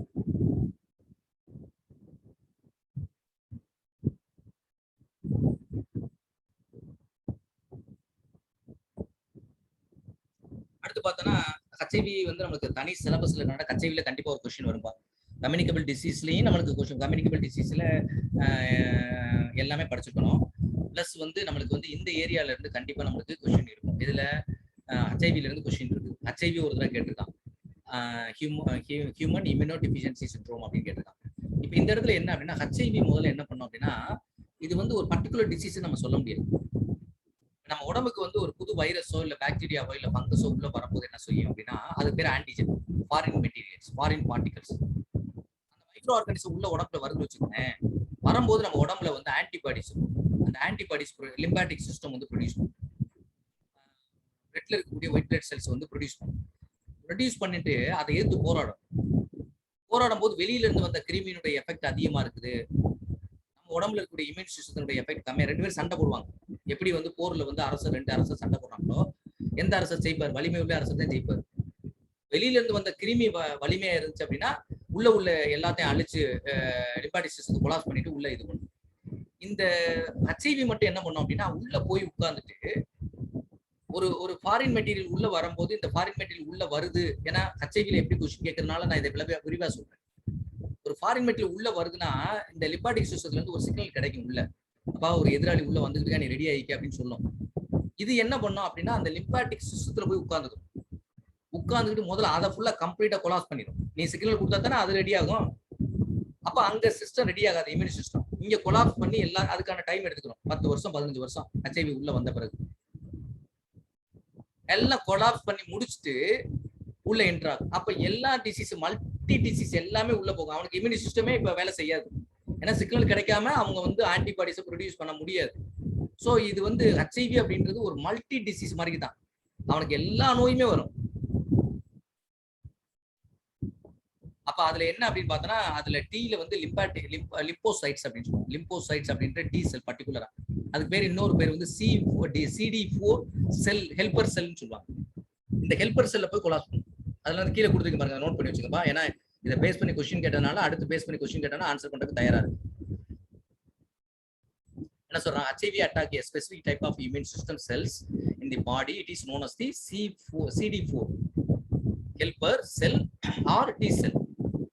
When the HIV destroy these cells, இது முதல்ல இதை காலி பண்ணும். It becomes the harder fight to other infection. So இந்த செல் சிக்னல் கொடுக்கல, CD4 செல் சிக்னல் கொடுக்கல அப்படின்னா இம்யூன் சிஸ்டம்ல ஆன்டிபாடிஸ் ப்ரொடியூஸ் பண்ண முடியாது. ஸோ இப்போ ஆட்டோமேட்டிக்கா என்ன ஆகுது? ஹெச்ஐவி என்ன ஆகுது? உள்ள வந்து ஈஸியா வந்து டிசீஸை காசஸ் பண்ணும். Okay, next. So lymphocyte white blood செல்ஸ்ல லிம்போசைட்ஸ் சொல்லுவோம்ல, சரியா? சைட்ஸ்னா செல். Which one of the following is not part of imparting the health instruction? கீழே கொடுக்கப்படுறதுல ஹெல்த் இன்ஸ்ட்ரக்ஷன் எது வராது அப்படின்னு பார்த்தோன்னா ஹெல்த் வீக் கொண்டாடுற மூலமா ஹெல்த் அவேர்னஸ் கொண்டு வரணும். சொல்லுப்பா. டிஸ்ப்ளே அப்படியே ஸ்டக் ஆகி நின்றுச்சு. ஸ்டக் ஆகி நிக்குதா? ஒன்னும் வரலையா டிஸ்ப்ளேல? இப்ப 85th क्वेश्चन என்ன காட்டலங்க சார். இதுப்பா 85வது क्वेश्चन என்ன காட்டலங்க சார். காட்டலையா?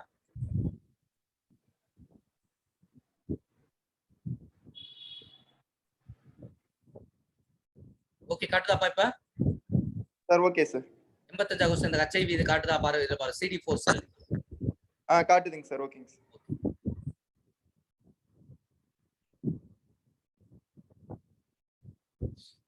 நெக்ஸ்ட்.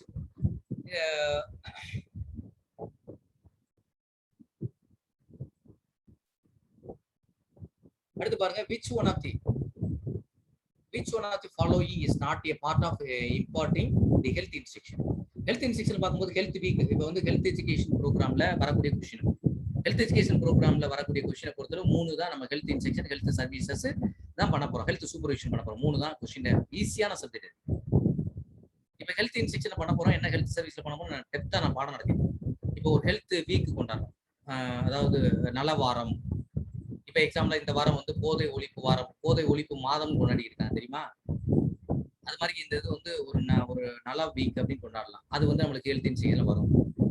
அது மாதிரி ஹெல்த் கிளப் நடத்துறது ஸ்கூல்ல. அடுத்து வந்து கிராப் புக், அதாவது ஹெல்த் ஓரியன்ட் புக்கை பிரிண்ட் பண்ணி கொடுக்குறது. நான் நடத்தும் போதே சொன்னேன், ஹெல்த் ஓரியன்ட் புக்கை வந்து நீங்க பிரிண்ட் பண்ணி கொடுக்கலாம் ஹெல்த் இன்ஸ்ட்ரக்ஷன்ல அப்படின்னு சொன்னேன். இந்த ஹெல்த் டிட்டர்மினேட்டர்னா யாரு வந்து அந்த ஹெல்த்தை வந்து, அதாவது அவங்க பேர் என்ன அப்படின்னா ஹெல்த்தை வந்து ஜட்ஜ் பண்றவங்க பேர், அவங்களுக்கு இதுக்கு சம்மந்தம் கிடையாது.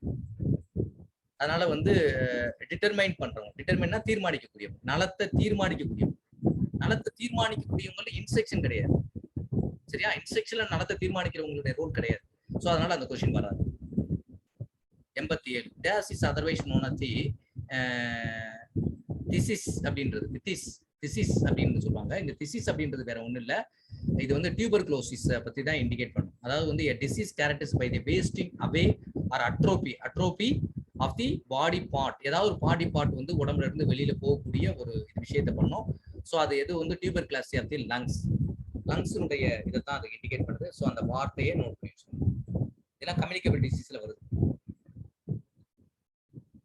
Physical education curriculum program engages into overall dash cognitive, conative and affective. Cognitive தான் ஃபர்ஸ்ட் ஸ்டேஜ், அறிதல், நோயிங். காக்னிட்டிவ்னா என்ன எழுதிங்க? காக்னிட்டிவ்னா அந்த வார்த்தைக்கு என்ன மீனிங் கூட கொஸ்டின் பேப்பர்ல கேட்டிருக்கு. கொனேட்டிவ்க்கு மீனிங் கேட்டிருக்கு. காக்னிட்டிவ் அப்படின்றதுக்கு என்ன மீனிங்னா ஒரு ஐஃபன் போட்டுருக்கீங்க, நோயிங். கொனேட்டிவ் அப்படின்றது டிரைவிங் தி ஆக்ஷன். ஆக்ஷன் நீங்க டிரைவ் பண்ணுவோம். கொனேட்டிவ்ன்றது CONATIV இருக்குல்ல, செகண்ட் வேர்டு பி ஆன்சர்ல பாருங்க. Cognitive is relating to the part of the mental functions that it deals. Knowing mental function, நான் எதை செய்யணும் அப்படின்னு எனக்கு தெரியும். ஒரு ஸ்கில்ல பார்க்க, இந்த ஸ்கில் இப்படி செய்யணும் அப்படின்னு நான் செய்யறேன் பதிலா, that is called as cognitive stage. இது வந்து லேர்னிங்கினுடைய ஃபர்ஸ்ட் ஸ்டேஜ். பார்த்து நான் தெரிஞ்சுக்கிட்டேன், அந்த இதை செய்யவேன் பத்தியில, ஆக்ஷன் பண்றேன் பத்தியில, ஆக்ஷன் வந்துச்சுன்னா அது பேர் கொனேட்டிவ் ஸ்டேஜ். ஸோ இங்க பாருங்க, கொனேட்டிவ் ஸ்டேஜ் என்ன கொடுத்துருக்கான் பாருங்க. கொனேட்டிவ் அப்படின்றது என்ன சொல்றான் பாருங்க, அந்த வேர்டு பாருங்க. the conative is or pertaining to driving the action. நான் இது வந்து என்னை வந்து நான் ஃபர்ஸ்ட் வந்து அத நோயிங் தெரிஞ்சுக்கிறேன், தென் இங்க வந்து என்ன பண்றேன், அந்த ஆக்ஷனை வந்து டிரைவ் பண்றேன். Okay, affective learning. ஏன்னா இந்த 3 வேர்டுக்கு கொஸ்டின் கேட்பாங்கப்பா, என்ன கேட்டிருக்காங்க பிஜிடி வெவ்வேறு இடத்துல கேட்டிருக்காங்க. ஸோ அஃபெக்டிவ் லேர்னிங் அப்படின்னு வரும்போது, அஃபெக்டிவ் அப்படின்றது describe something that has been influenced by the emotional as a results in emotions. So affective அப்படின்றது இங்க ஏதாவது ஒரு விளையாட்டோ இல்ல ஏதோ ஒரு பர்டிகுலர் விஷயம் உங்களுக்கு பிடிச்சிருச்சு. இப்ப பர்கர் உங்களுக்கு பிடிச்சிருக்கு, இல்ல சிகர்தண்டா பிடிச்சிருக்கு அப்படின்னா சிகர்தண்டாவை நீங்க விரும்பி சாப்பிடுவீங்க. அப்போ உங்க எமோஷன் அதை சாப்பிட்டே ஆகணும், மதுரைக்கு போனா சிகர்தண்டா சாப்பிடணும்னு ஒரு எமோஷன் வரும். இல்ல வந்து ஏதோ உங்க ஊர்ல பிடிச்ச ஒரு விஷயம், திருநெல்வேலி போனா அல்வா சாப்பிடணுன்ற அஃபெக்ஷன் வரும். அஃபெக்ஷனா என்னது, அது எமோஷன்ல எப்படா சாப்பிடணும்னு நினைச்சு இருட்டுக்கடை அல்வாவை சாப்பிடணும்னு நினைப்போம். அது மாதிரி ஸ்போர்ட்ஸ் மேனுக்கு இது டைரக்டா ரிலவென்ட் இருக்கு. என்னது, affective describes something that has been influenced by the emotions in the results of emotion or expression of emotions. So that is called as affective.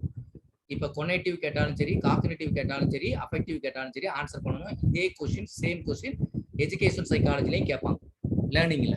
Next, does validity means measured? Does validity means measure the degree of relationship between the two methods taken by the approximately same time. ரெண்டு measures ஒரே டயத்துல match பண்றது answer என்ன அப்படின்னா, இதுல answer இதுல தப்பா போட்டுருப்பா, construct validity கிடையாது, கன்கரண்ட் வேலிடிட்டி. ஸோ ஆன்சர் இந்த இடத்துல நான் ஷேர் பண்ணிருக்க ஆன்சர் எடுத்துறாதியா, அதுக்கு பேர் என்னன்னா கன்கரண்ட் வேலிடிட்டி. இப்ப பாருங்க, கன்கரண்ட் வேலிடிட்டினா என்ன கொடுத்துருங்க பாருங்க. Concurrent validity indicate the amount of agreement between the two different assignments generally on the assignment in the new while is otherwise called as established or already been provided to be valid. Okay, an author of a new assessment would want to hear the assessment to have a high concurrent validity அப்படின்றது. அடுத்து construct validity அப்படின்றது என்ன? Construct validity is the ability to assessment of to represent or evaluate the construct in question through construction. சரியா? Content validity அப்படின்றது exact content என்ன measure பண்ணணும்னு நினைக்கிறோமோ அந்த கண்டென்ட் அதுல இருக்கணும். நான் இப்போ வந்து ஒரு பர்டிகுலரா ஒரு ஸ்பீடு கண்டென்ட் மெஷர் பண்ணா, அந்த ஸ்பீடு கண்டென்ட் மெஷர் பண்ற மாதிரி அந்த கண்டென்ட் அமையணும். அதனால தான் கண்டென்ட் வேலிடிட்டி. கண்டென்ட் வந்து மிஸ் ஆகக்கூடாது. Exact content, actual content, real content, that is called as content validity. So predict validity அப்படின்றது என்ன சொல்றா? prediction validity indicate the ability of a measures to predict a performance on some outcome variables. So ஏற்கனவே known to unknown. prediction-னா முன்கூட்டி ஏற்கனவே ஒரு விஷயம் தெரிஞ்ச விஷயத்துல இருந்து இன்னொன்னு நம்ம மெஷர் பண்ண முடியும். சரியா? மேல கூட ஒரு क्वेश्चन நான் இத பத்தி பேசுறேன். prediction அப்படின்றது regression equation, correlation regression equation வரும்போது ஆட்டோமேட்டிக்கா அது prediction தான். ஏன்னா x variable how to affect the y variable.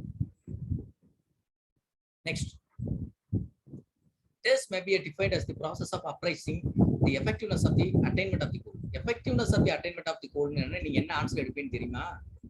ஆக்சுவலா அது இதுல கொடுக்கறதுனால குழப்ப மாட்டீங்க. எவாலுவேஷன் தான் எடுப்பீங்க நீங்க எல்லாரும்.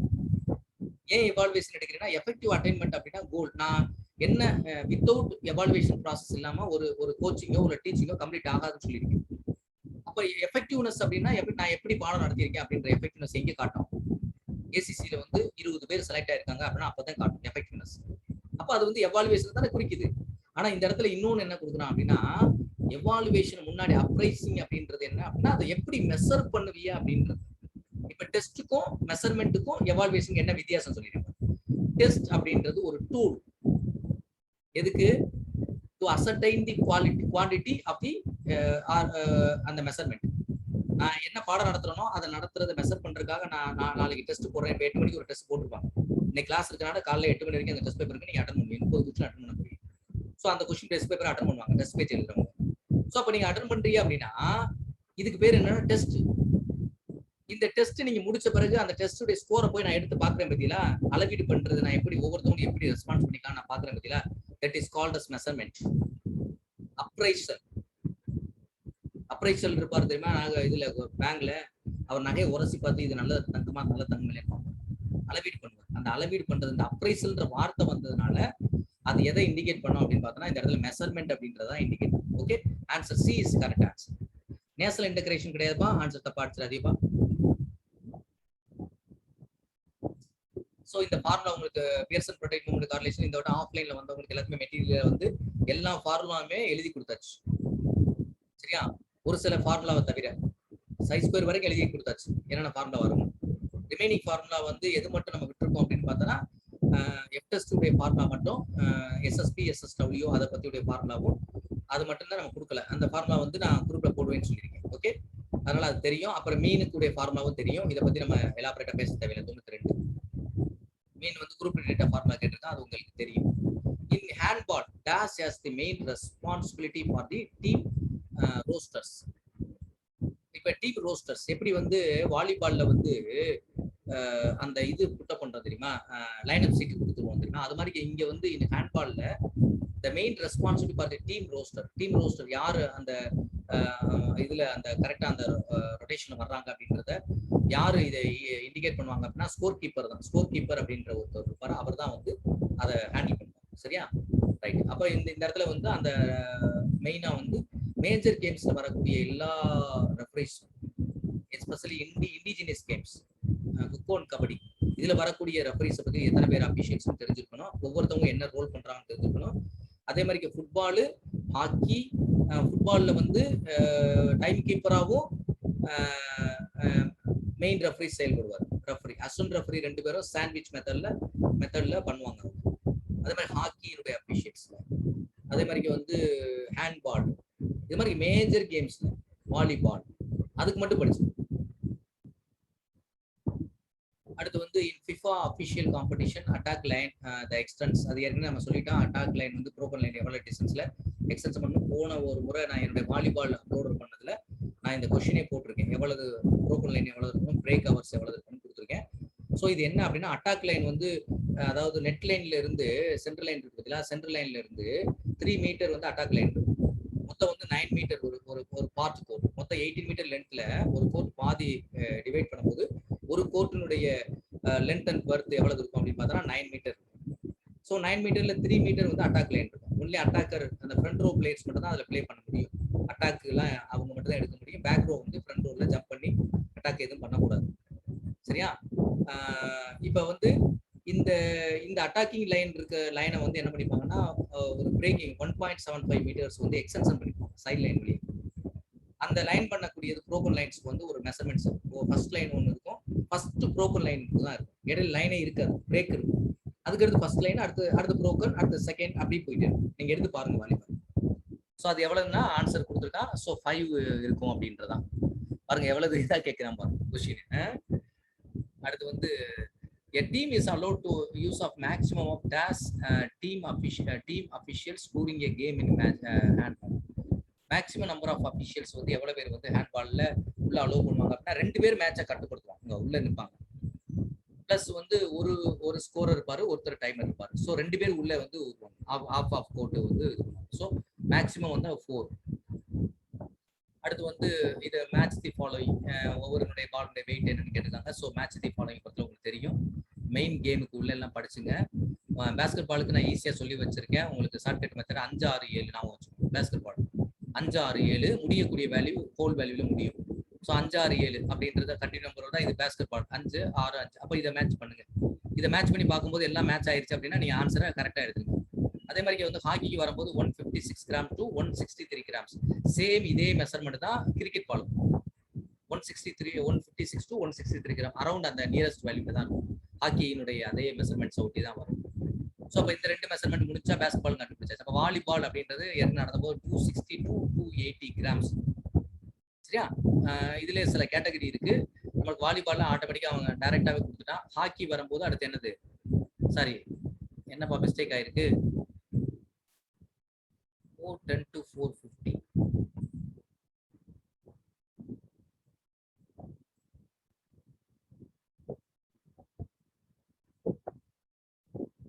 பேஸ்கெட்பாலுக்கு சொல்லியாச்சு. ஓகே, வாலிபாலுக்கு சொல்லியாச்சு.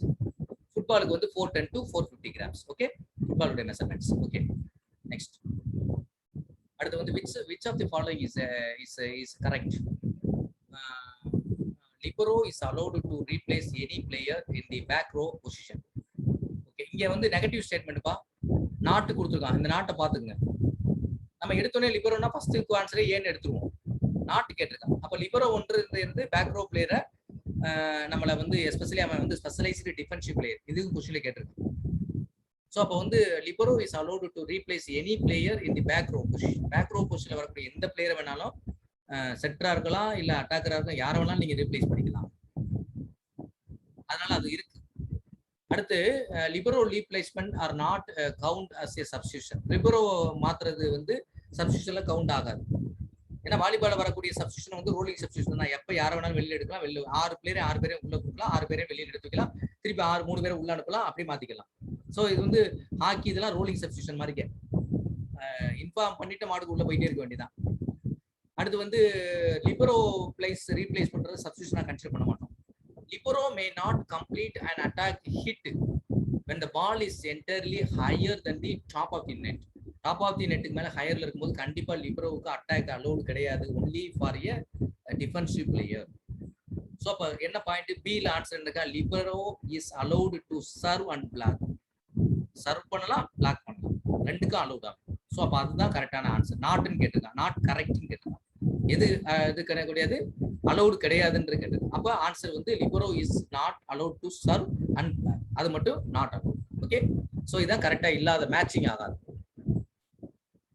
இன்னொரு பாயிண்ட் எழுதிங்க. இப்ப 2 லிபரோ இன்ட்ரோடியூஸ் பண்ணிருக்காங்க. 2 லிபரோவும் அட் அ டைத்துல உள்ள போக முடியாது, ஏதாவது ஒரு லிபரோ தான் உள்ள போக முடியும். அடுத்து consistently high intake of sodium has been directly linked. Sodium அதிகமா இன்டேக் ஆச்சு அப்படின்னா பார்த்தோன்னா ஹை பிளட் ப்ரெஷர் வரும். சரியா? ஏன்னா வந்து இது வந்து நம்ம பிசிக்கல் எஜுகேஷன் கொஸ்டின் தான்ப்பா. இது வந்து நம்ம எங்கே படிச்சிருப்போம் அப்படின்னு பார்த்தோன்னா வாசோடிலேஷன், வாசோ கன்ஸ்ட்ரக்ஷன் ப்ராசஸ்ல வந்து சோடியத்தை பத்தி பேசுறோம். மைக்ரோ நியூட்ரிஷன், டிராஸ் நியூட்ரிஷன். ஸோ ஸ்போர்ட்ஸுக்கு வந்து இந்த sodium chloride is very essential. அதனால வந்து ஏன்னா வாட்டர் லாஸ் அதிகமாக ஃப்ளூயிட் லாஸ் ஆகும். ஃப்ளூயிட் லாஸ் ஆகும்போது உங்களுக்கு வந்து சோடியம் லாஸ் ஆகும்போது ஆட்டோமேட்டிக்காக மஸ்குலர் கன்ட்ராக்ஷன், பெயின்ஃபுல் கன்ட்ராக்ஷன் வரும். ஸோ அப்போ வரும்போது நான் இங்கே வந்து heat gram, muscle gram, brain இது ஹீட் ஸ்ட்ரோக் அதை பற்றி நான் பேசும்போது தான் இதை பற்றி நான் சொல்லியிருக்கேன். ஸோ அதனால இந்த பாயிண்ட் வந்து ஹை பிளட் ப்ரெஷரை கொண்டு வரும். சோடியம் உப்பு அதிகமாக போட்டால் என்ன ஆகும், பிளட் ப்ரெஷர் உள்ளவங்களுக்கு உப்பு அதிகமாக சாப்பிடாது, கொஞ்சமாக சேர்ந்துன்னு சொல்லுவாங்க. ஸோ இப்போ இதையாவது நான் வச்சு ஹார்ட் எல்லாம் அட்டாக் பண்ணாது. சரியா? What is the measures of effect of carbohydrate on the blood glucose level? Carbohydrate வந்து கார்போஹைட்ரேட் வந்து டைஜஷன் ஆன உடனே ஃபைனலா என்னவா மாறும், நடத்திருக்கேன், குளுக்கோஸா மாறும். குளுக்கோஸா மாறின உடனே இமீடியட்டா அது போய் என்ன ஆகும், டைஜஷன் ஆகி முடிச்ச பிறகு 3 மணி நேரம் கழிச்சு அந்த குளுக்கோஸ் ஃபுல்லா பிளட்ல போய் கலக்கும். ஸோ பிளட்ல குளுக்கோஸ் லெவல் பயங்கரமா இன்க்ரீஸ் ஆகும்.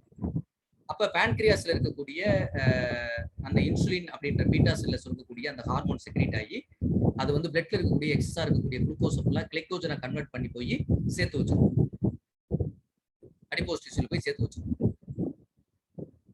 அப்ப எப்ப தேவைப்படுதோ அப்ப மறுபடியும் அதை உடச்சு கொண்டாந்து கொடுக்கும்.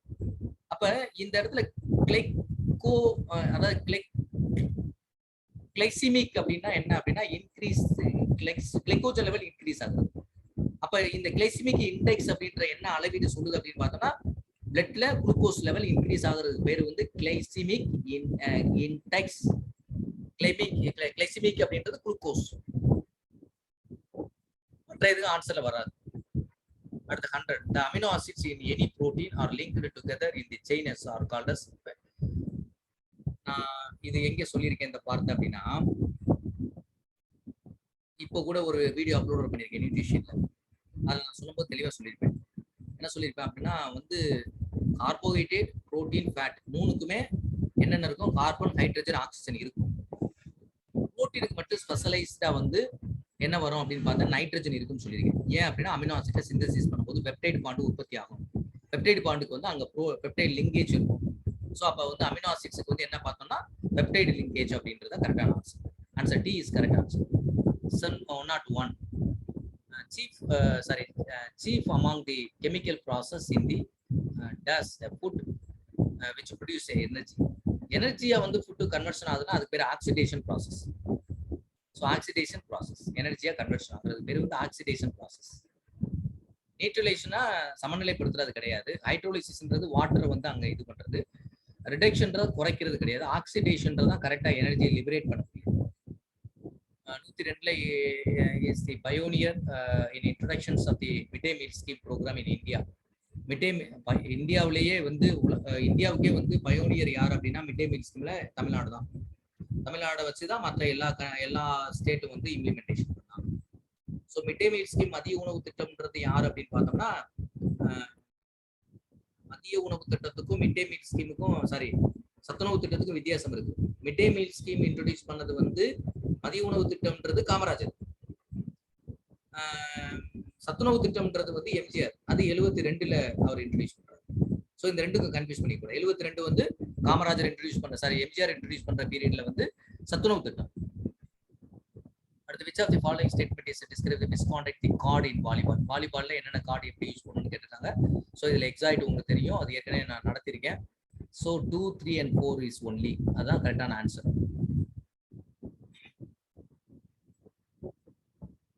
பெனால்டி கொடுக்கும்போது ரெட் கார்டு தான் கொடுக்கணும். ஸோ இப்போ எக்ஸ்பல்சன் வரும்போது red card and yellow card ஜாயின்ல காடும்போது அது வரும். அடுத்து பார்த்தோம் அப்படின்னா 4 ஒன்லி. 4th வந்து டிஸ்குவாலிஃபிகேஷன் வரும்போது ரெட் அண்ட் எல்லோ கார்டு செப்பரேட்டா காட்டும். ரெண்டு தனித்தனியா காட்டும். ஓகே, இதை கார்டுலாம் படிச்சுக்கப்பா. கார்டு அபிஷியல வந்து வாலிபாலை பொறுத்தளவு 2 கொஸ்டின் பாருங்க. ஒரே இப்போ இந்த கொஸ்டின் பேப்பர் செட்டர் யாரு? வாலிபால் ஸ்பெஷலைசேஷன் தான் கொஸ்டின் பேப்பர் செட்டர். நீங்க அந்த கேமை எடுத்த உடனே தெரிஞ்சுக்கலாம். ஒரு கேம்ல வந்து ஒரு கிரிக்கெட்டர் 2-3 கொஸ்டின் கேட்டான்னு வச்சுங்க, ஃபாலோ அவுட் கேட்கிறாரு அப்படின்னா அவர் கண்டிப்பா ஒரு கிரிக்கெட் டீம் செட்டர் இருப்பார். அவர் ஈஸியா நீங்க கண்டுபிடிச்ச அந்த கொஸ்டின் பேப்பர் செட்டர் வந்து யார் எடுத்திருப்பா, யாரு வந்து யூனிவர்சிட்டிலயோ காலேஜஸ்லயோ அந்த ஸ்பெஷலைசேஷன் இருக்காங்க அப்படின்றத வச்சு நம்ம ஈஸியா கண்டுபிடிச்ச முடியும். அடுத்து வந்து 104ல வந்து இஸ் பிளக் போய்ச்சர். பிளக் போய்ச்சர் அப்படின்னா கலப்பை போய்ச்சர் வந்து கலாசனா. கலாசனான்றது பிளக் போய்ச்சர். கலப்பை மாதிரிக்கே இப்படி காலை கொண்டே பின்னாடி தூக்கி போறோம் பார்த்தீங்களா, அது பேர் வந்து ஹலாசனா. ஹலாசனா அப்படின்னு ஹலாசனா போய் பின்னாடி போடும்போது என்ன வயிறு நல்லா அழுத்துறதுனால வயிறுல வந்து டைஜஸ்டிவ் ப்ராசஸ்லாம் வந்து நல்ல டைஜஷன் ஆகும். அதனால அது பேர் கலாசனா. விருக்ஷாக்ஷனா அப்படின்றது வந்து அது வந்து ஏகபாதாசனம், ஒற்றை காலில் இருக்கக்கூடியது. விருக்ஷாக்ஷனா அப்படின்னா விருக்ஷா அப்படின்னா மரம், அதாவது ட்ரீ மாதிரிக்க போய்ச்சல் நிற்கிறது. அது பேர் வந்து ட்ரீ போய்ச்சல். ஏன்னா ஹலாசனான்றது என்னது பிளக் போய்ச்சர், விருக்ஷாக்ஷனா அப்படின்றது ட்ரீ போய்ச்சர், மயூராசனா அப்படின்றது வந்து மயூர் அப்படின்றது என்னது ஸோ பீகாக் போய்ச்சர், தென் பாலாசனா அப்படின்றது சைல்டு போய்ச்சர். ஸோ இது மட்டும் இல்ல, நான் கிட்டத்தட்ட ஒரு 20-25 இதுக்கு உங்க மெட்டீரியல்ல கொடுத்துருக்கேன் யார் என்னென்ன போய்ச்சர்ஸ் என்னென்ன அப்படின்றது. இப்ப வந்து சிரசாசனம் அப்படின்றது சர்வாங்காசனான்றது ஷோல்டர் ஸ்டாண்ட், பத்மாசனான்றது லோட்டஸ் போய்ச்சர், வஜ்ராசனான்றது வஜ்ரம் போய்ச்சர்ஸ்.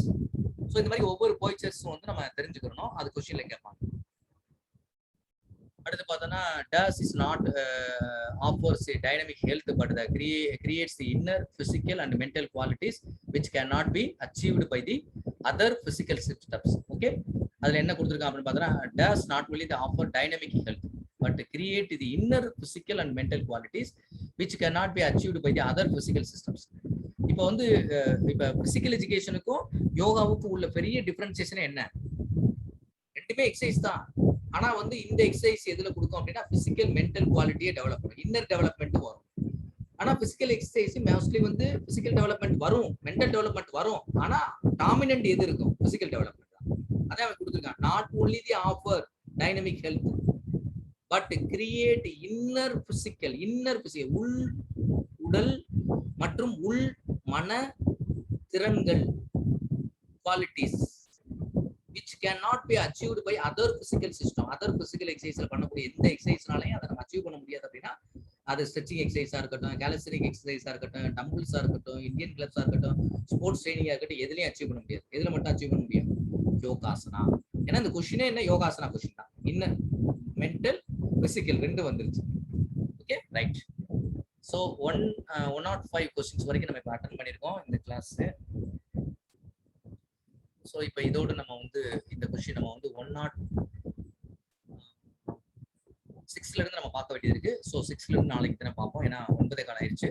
ஸோ இன்றைய வகுப்பு நம்ம இதோட நிறைவு பண்ணிக்குவோம்.